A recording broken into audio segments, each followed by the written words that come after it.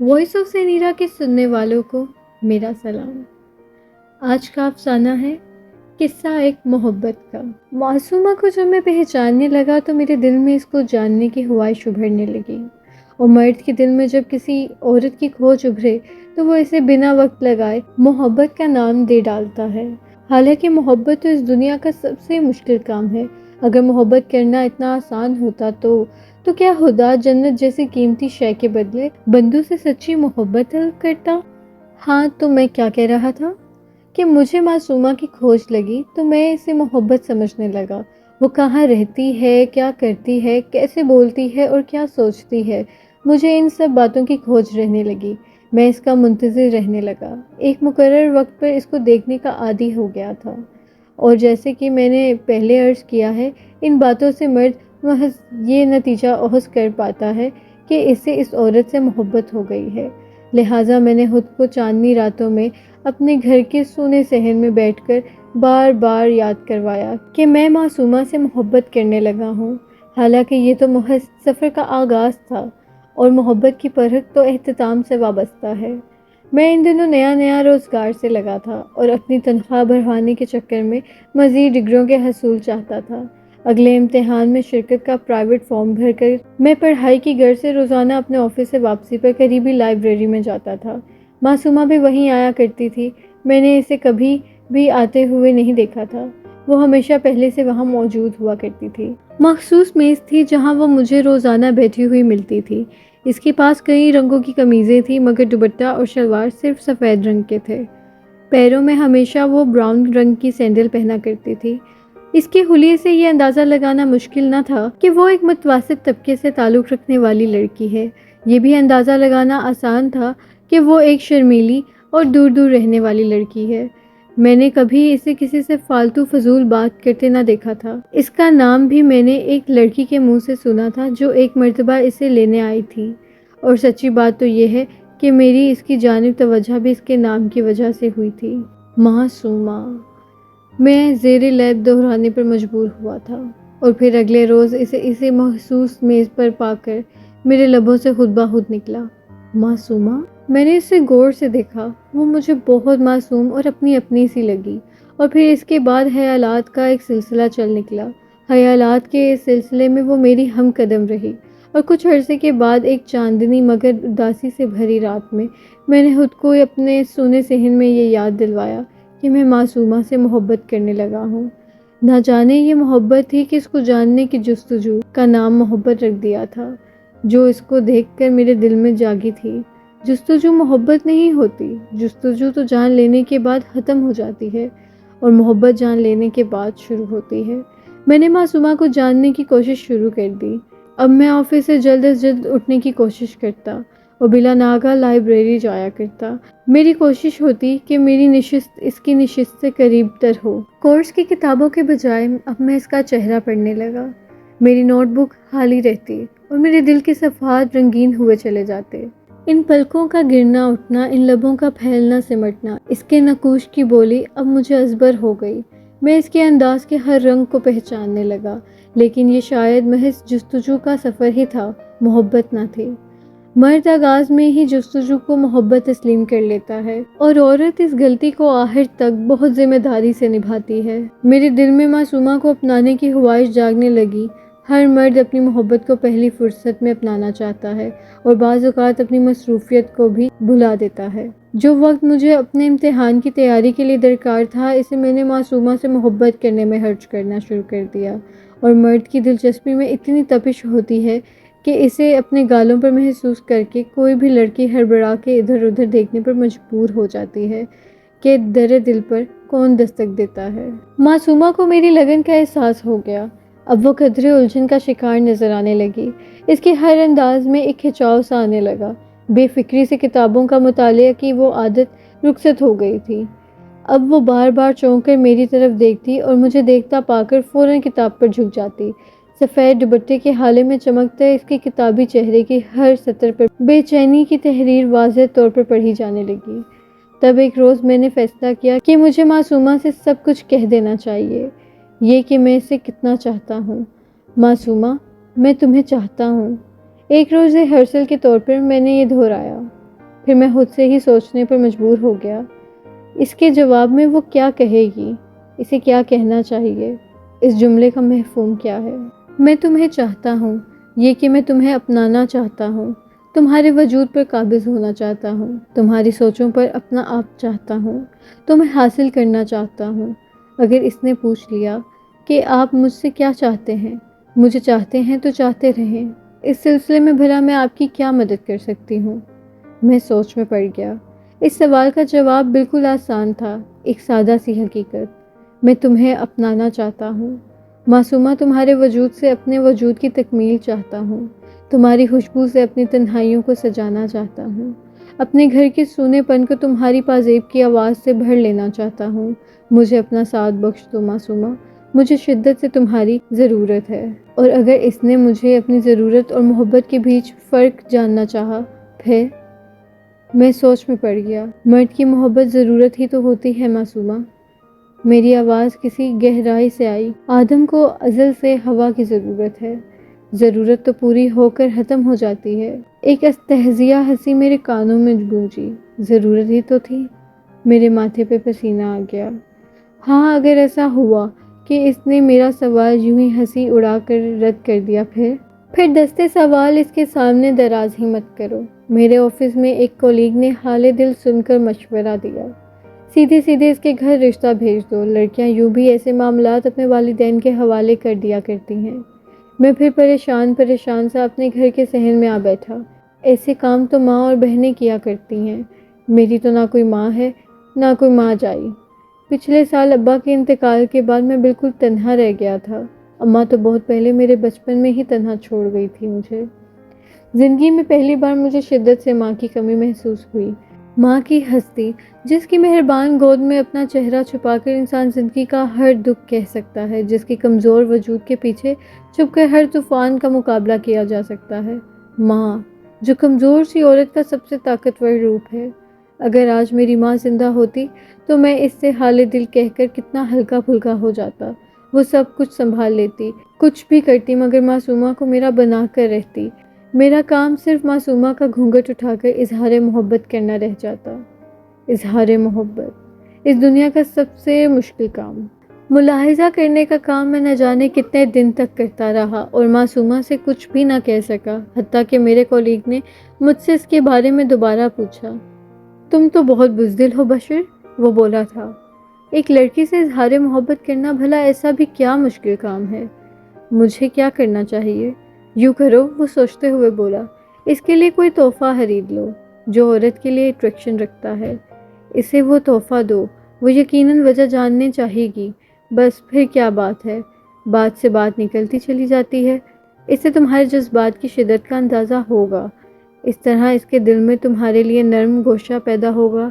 عورت کے دل میں اگر ایک بار کسی مرد کے لیے نرم گوشہ پیدا ہو جاتا ہے تو پھر اسے حاصل کرنا زیادہ مشکل نہیں ہوتا۔ میں نے باسط کا شکریہ ادا کیا اور واپس لائبریری چلا آیا۔ اب میرا زیادہ وقت یہ سوچنے میں صرف ہونے لگا کہ معصومہ کو تحفے میں کیا چیز دی جائے۔ یہ میری جانب سے اس کے لیے محبت کا پہلا تحفہ ہوتا، ایک یادگار۔ یہ یقیناً ہاتھ ہونا چاہیے تھا۔ میری الجھن بڑھنے لگی۔ ایک روز جب میں پریشانی میں اسے تکتا جا رہا تھا، اس نے جھنجھلا کر اپنی کتابیں بند کی اور گسیلی نگاہیں مجھ پر ڈال کر اٹھ کھڑی ہوئی۔ لمحے بھر کے لیے میرے دل کی دھڑکن تھم گئی۔ وہ نہ جانے کیا کرنے جا رہی تھی۔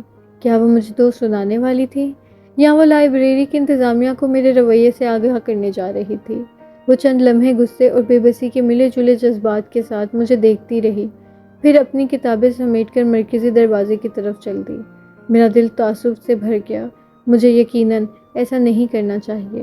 میرا رویہ بہت ہی فضول اور احمقانہ ہے۔ کسی بھی سیدھی سادی اور شریف لڑکی کو پریشان کرنے کا یہ بہت گھٹیا اور آسان طریقہ ہے۔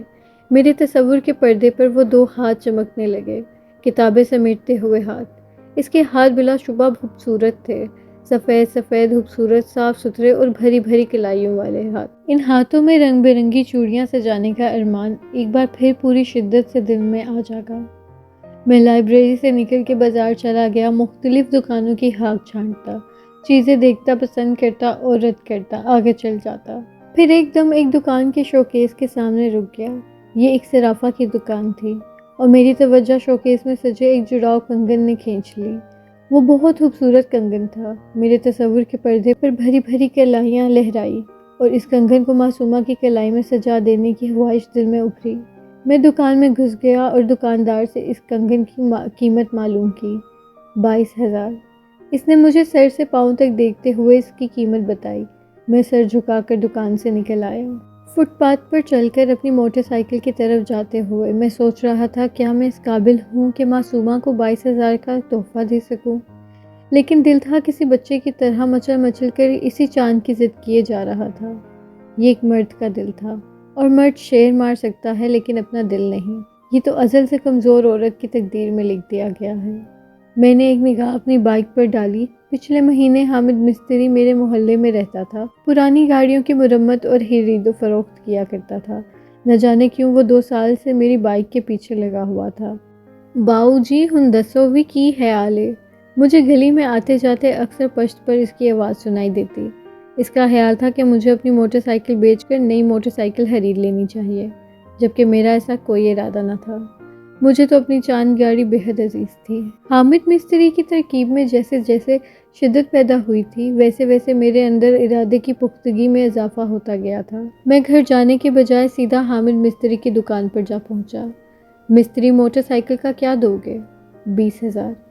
اس نے میرے چہرے پر لکھی ضرورت پڑھ کر وار کیا۔ میں واپس مڑنے لگا تو میرا بازو تھام لیا۔ ٹھہرو باؤ جی، تسی بھی نا۔ پھر وہ اندر گیا اور گن کر رقم لے آیا۔ پورے 25,000 ہیں۔ ویسے کی کرنا ہے تسی؟ اس کے چہرے پر چمک اور لہجے میں شگفتگی تھی۔ میں جواب دیے بغیر باہر نکل آیا۔ حامد مستری کی دکان سے نکل کر ایک لمحے کے لیے میں نے خود کو بہت ادھورا سا محسوس کیا، جیسے اچانک کوئی بہت قیمتی شے انسان کے دسترس سے دور ہو جائے۔ لیکن پھر معصومہ کے طاقتور خیال نے ہر خیال کو پس پشت دھکیل دیا۔ میں ٹیکسی کر کے جویلر کی دکان پر گیا اور وہ کنگن خرید کر خوشی خوشی گھر چلا آیا۔ پوری رات کنگن سامنے رکھ کر طرح طرح کے لفظ تراشتا رہا۔ اس کنگن سے بات کر کے معصومہ کا حصول آسان لگنے لگا۔ دوسرے روز آفس سے ذرا پہلے اٹھ گیا۔ میرا خیال تھا کہ وہ لائبریری نہ پہنچی ہوگی، لیکن وہ مجھے اپنی مخصوص جگہ پر بیٹھی نظر آئی۔ اس نے مجھ پر ایک نگاہ ڈالی، پھر واپس اپنی کتاب کی جانب متوجہ ہو گئی۔ میں اسی کی ٹیبل پر 2 کرسیوں کے فاصلے سے بیٹھ گیا۔ چند لمحے تک میں نے اپنی دل کی دھڑکنوں کو ترتیب دی، پھر اسے نظر بھر کر دیکھا۔ وہ اپنی کتاب کی جانب متوجہ نظر آ رہی تھی، لیکن یقیناً میری موجودگی کو بھرپور طریقے سے محسوس کر رہی تھی۔ میں نے ڈبیا نکال کر میز پر رکھی اور کچھ سوچنے لگا۔ میں بھلا کس طرح اسے متوجہ کرتا؟ مجھے کیا کرنا چاہیے تھا؟ میں اسے لائبریری سے باہر نکلنے کا کہنا چاہتا تھا، لیکن الفاظ کا چناؤ مجھے مشکل محسوس ہونے لگا۔ میں نے ایک عجیب سی حرکت کی۔ میں نے کنگن کو ڈبیا سے نکال کر میز پر کھڑا کیا، آہستہ سے آگے لڑکھایا۔ وہ بھی ایسے معاملات میں پکا نظر آتا تھا۔ مستانہ وار عین اس کی نگاہوں کے سامنے جا گرا۔ معصومہ نے حیرت سے پہلے کنگن کو پھر مجھے دیکھا تھا۔ میں نے ڈبیا بھی میز پر چھوڑ دی اور اٹھ کر لائبریری سے باہر چلا آیا۔ باہر آ کر میں لان میں جا کر کھڑا ہو گیا۔ وہ بھی میرے پیچھے آئی تھی۔ اس کے ہاتھ میں کنگن تھا۔ سنیے، میں چھپا چھپا سا تھا۔ میں نے محض اسے خریدا ہے، یہ آپ کے لیے بنا ہے۔ مجھے اس کے لہجے کی نرمی سے حوصلہ ہوا۔ میں سمجھی نہیں۔ اس کی آنکھوں میں اول روز الجھن اور حیرت تھی۔ یہ میری جانب سے آپ کے لیے ایک حقیر سا تحفہ ہے معصومہ، لیکن کیوں؟